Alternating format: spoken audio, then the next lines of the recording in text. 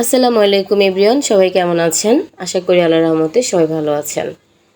তো আজকে ঈদের তৃতীয় দিন আপনাদের সাথে আমার একটা রান্নার ভিডিও শেয়ার করছি। আজকে বাসায় একটু রান্না করতেছি। এই 2 দিন বাসায় রান্না করিনি, খালি বোনের বাসায় ভাইয়ের বাসায় বেড়াইছি। তো 2 দিন অতিরিক্ত মাংস খেয়ে একটু অসুস্থ হয়ে পড়ছি আমি। কারণ যে পরিমাণ গরম পড়ছে, এই গরমের ভিতরে মাংসটাও অবশ্যই একটু লিমিট সহকারে খাওয়া ভালো। কারণ বেড়াইতে গেলে তো আর লিমিট সহকারে খাওয়া হয় না, কারণ সবাই ভালোবেসে এত পরিমাণ খাওয়ায়, মানে পরে আমার খবর হয়ে যায়।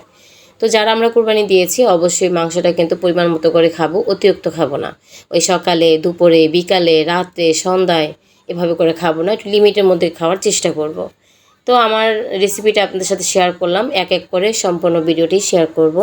ভিডিওটা যদি আপনাদের কাছে ভালো লেগে থাকে অবশ্যই লাইক, কমেন্ট, শেয়ার দিয়ে পাশে থাকবেন। আমি সব কিছু মাখিয়ে একসাথে বসিয়ে দিয়েছি। তো আমার মাংসটা একদম ভোনা ভোনা হয়ে যাবে, খেতেও অনেক ভালো লাগবে। তো বিকালেও অনেক সুন্দর একটা রেসিপি আপনার সাথে শেয়ার করব, নাস্তার রেসিপি। তো আজকের মতো এখানে বিদায়, আল্লাহ হাফেজ।